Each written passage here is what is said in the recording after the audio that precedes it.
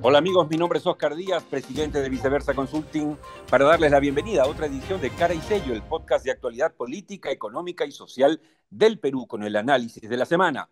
Junto a José González, Managing Partner de GCG Advisors desde Nueva York, y Juan Carlos Ruiz, vicepresidente de Pacific Latam. Hoy tenemos 3 temas y ahí les va el primero. Inestabilidad estable a la peruana.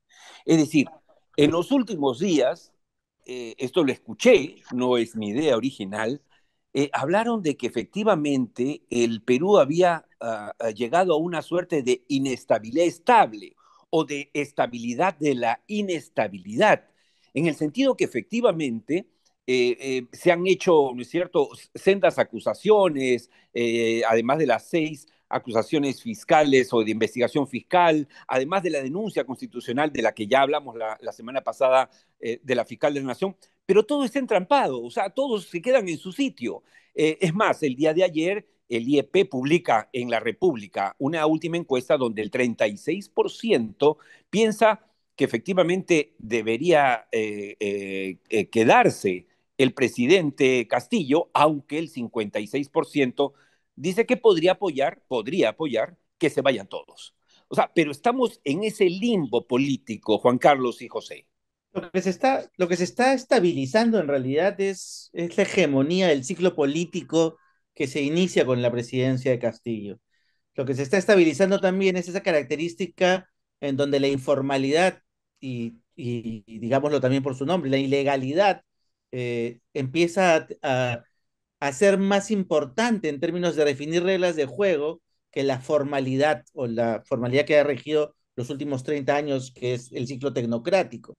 Entonces, este final o esos últimos días del ciclo tecnocrático que vivimos con el señor Sagasti y el señor Vizcarra, llegaron a su fin y lo que ha sido esta primera etapa, que para muchos ha sido la inestabilidad, en realidad es el inicio de consolidación del nuevo ciclo político que llega digamos que caracteriza al país.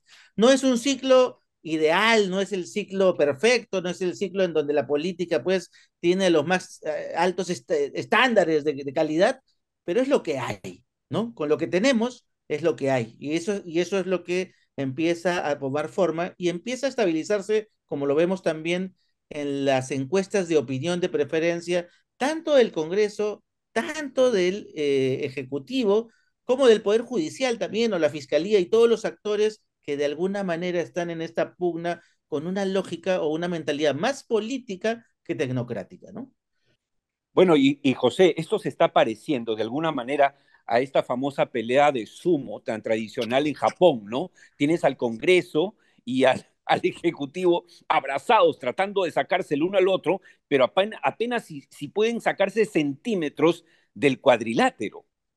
Es correcto, además, y creo que entre lo que acabas de decir, Oscar, y lo que dijo Juan Carlos, hay que entender que la pospandemia y todos estos fenómenos políticos, económicos, sociales que están pasando globalmente, no es solo un tema del Perú, o sea, la elección de Lula en Brasil ayer apunta en esa misma dirección, que es que estamos, como dice Juan Carlos, en un cambio de época. McKinsey acaba de sacar un nuevo reporte que está causando mucho ruido, en donde habla que estamos entrando a una nueva era, que ellos llaman la era del post-mercado. Es decir, no es que los mercados de libre intercambio, los acuerdos de libre comercio que fueron la clave en las reformas de los 90 durante lo que se llamó el consenso de Washington vayan a terminar, sino que lo que entramos es algo distinto.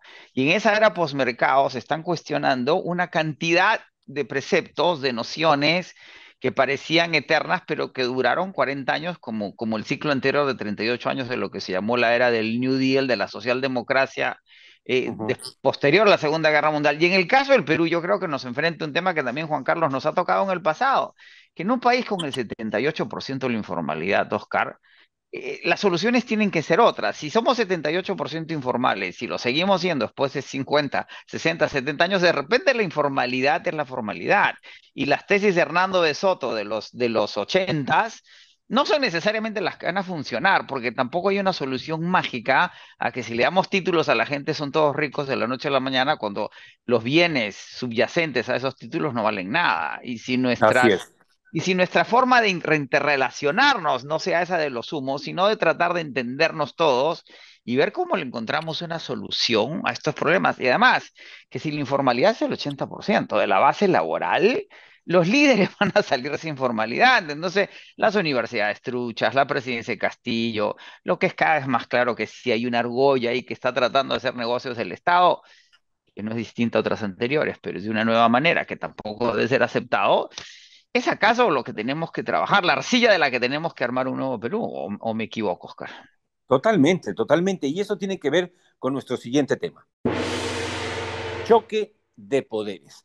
Hace una semana la República, en las caricaturas de Carlín, las Carlin Carturas, hizo un gráfico, yo creo, planteó un gráfico que resume un poco lo que está pasando en este momento. Y es que eran cuatro caballeros con sus lanzas inmensas de la época del medioevo, todos enfrentados entre sí, ¿no es cierto? Está el presidente, está el Congreso, el presidente del Congreso, está la presidenta del Poder Judicial y está la fiscal de la Nación. Así estamos ahora, Juan Carlos y José y amigos de Cara y Sello. Es decir, hace una semana escuchamos con sorpresa, por cierto, nunca habíamos visto algo así, a la presidenta de la Corte Suprema y presidente del Poder Judicial denunciando presiones de la Fiscalía de la Nación. Fíjense ustedes, ¿no? Ya no es solamente entonces la bronca en la que ya nos estamos acostumbrando entre Congreso y Ejecutivo, sino ahora viene otra bronca entre el Poder Judicial y el Ministerio Público. Juan Carlos. Correcto. Lo que habíamos dicho, lamentablemente esta pugna por el poder, al no ser estratégica, y lo dijimos cuando la fiscal de la Nación presenta esta denuncia contra el presidente, que obviamente es una denuncia constitucional para que sea justamente, no lo acusa porque no lo puede acusar, pero pone en manos del Congreso la denuncia, y lo hace con con una evidente intención de bala política, y sin embargo, la puesta en escena es aparentemente judicial o legal, y no tiene la fuerza política que debió tener una bala de verdad. Entonces, Mm. esa precariedad que vemos en el presidente Castillo, en el Ejecutivo, la vemos también, esa precariedad misma, en los líderes del Poder Judicial, de la Fiscalía, del Congreso. Es una precariedad, ojo, de la clase política. Entonces, Mm. lo que estamos viendo ahora es esas pugnas al interior de cada poder del Estado y entre los poderes del Estado, tan precaria, pero así, de tan poca monta, que lamentablemente lo que vemos es un daño a la institucionalidad, un riesgo a los que creemos en el modelo democrático de división de poderes y de administración de las sociedades a través de la democracia, un riesgo alto a la democracia. Cuál es el costo de ese todos contra todos en el corto plazo, Juan Carlos? O sea, ¿qué va a pasar? Es clarísimo que cuando los modelos democráticos de este tipo no funcionan porque esos liderazgos son precarios, lo que suelen imponerse son las salidas autoritarias. Mm. Entonces, o Mm. autoritarismos de algún lado empiezan a cosechar o a sacar ventaja de esos espacios.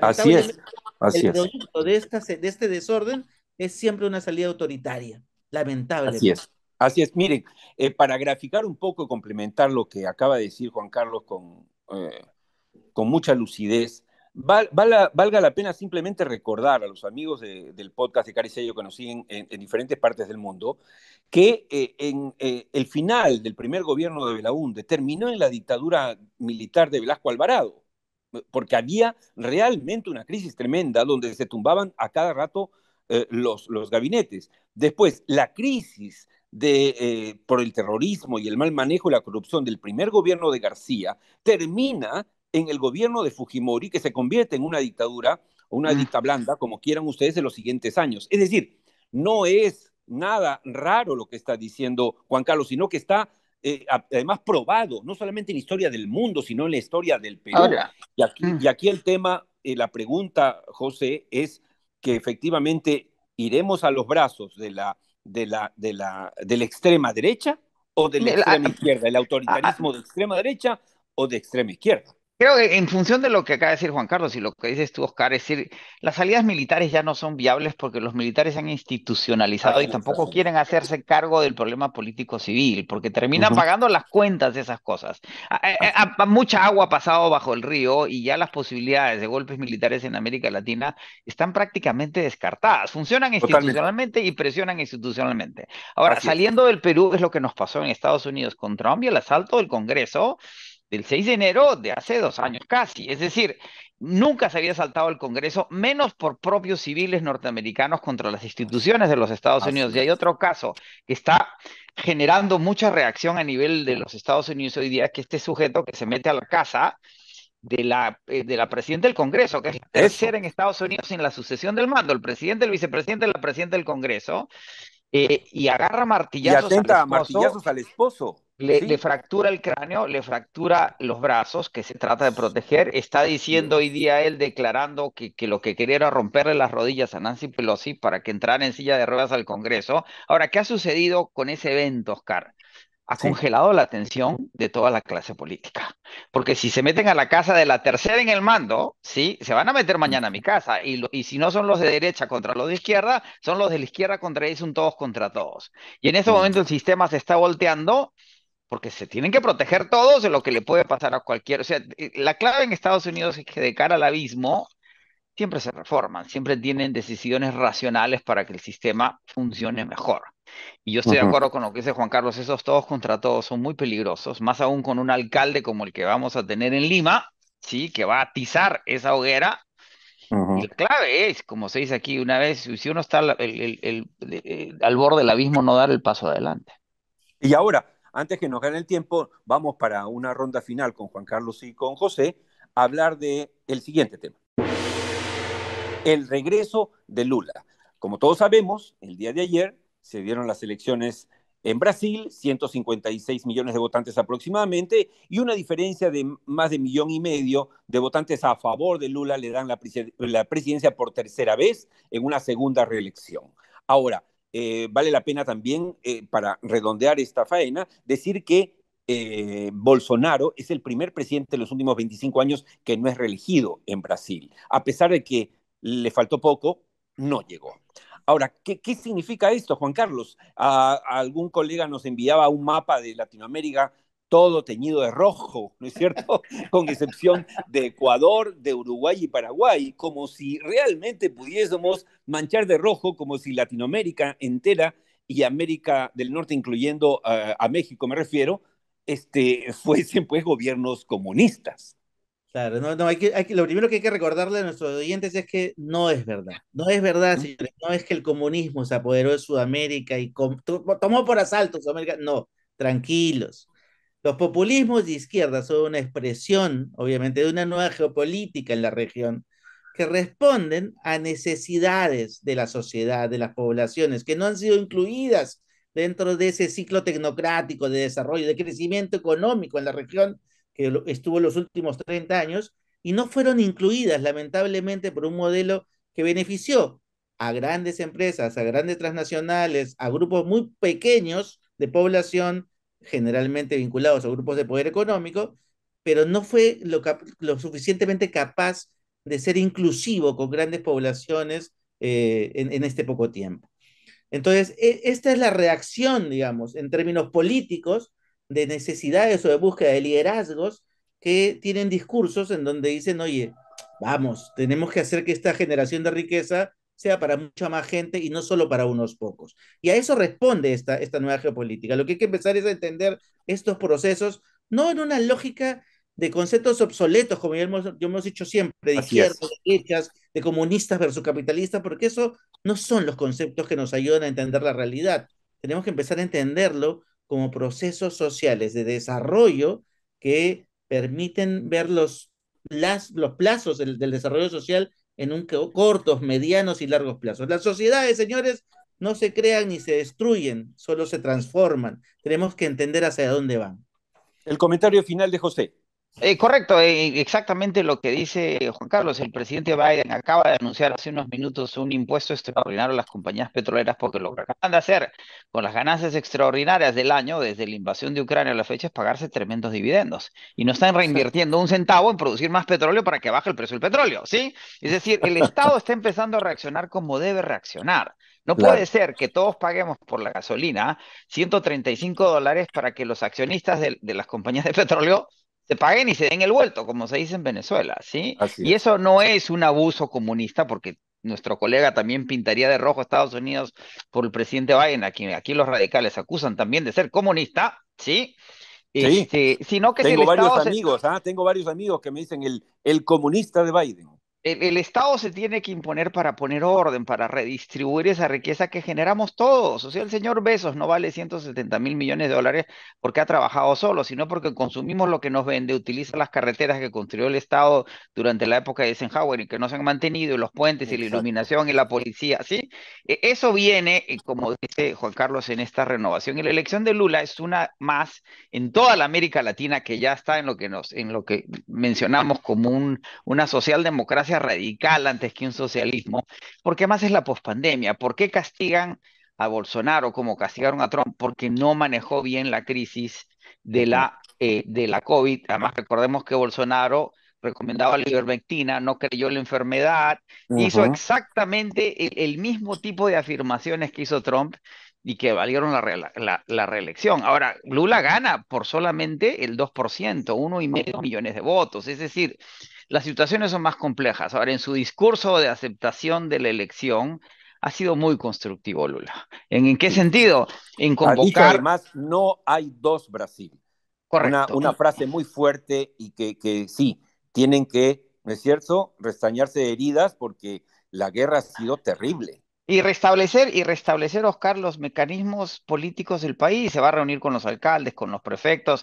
Sí, Bolsonaro fue un demagogo populista absoluto, peor que cualquier izquierdista, ¿sí? Y Ujú, él quiere retomar, hay 33 millones de brasileños que están pasando hambre, va a retornar a su plan Fome cero, o sea, el hambre cero, y lo que hablamos ayer en Tierra Adentro, el tema de la Amazonía. O sea, si ha ujú. habido alguien destructivo para la Amazonía, más aún hoy con las emisiones y la necesidad Sí. imperiosa de En bajar tiempos del el calentamiento global, es increíble.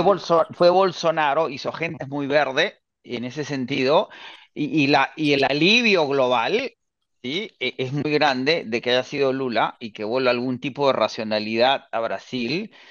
Siguen habiendo estas discusiones si robó o no robó, si recibió. Lo que queda claro es que el juicio que se le dio fue más político que judicial y nunca se pudo Ujú, probar aquello ujú, de lo que se le acusó. Y si los brasileños lo perdonan, ¿qué nos queda al resto de los latinoamericanos? Aceptar lo que los ujú. brasileños han decidido y trabajar todos por un futuro más constructivo. Bueno, el tiempo venció. Y con esto les decimos gracias a José González y Juan Carlos Ruiz por sus opiniones siempre bien informadas. Oscar Díaz los invita a acompañarnos la próxima semana en el podcast de Cara y Sello en YouTube o Spotify. Salvo, mejor opinión.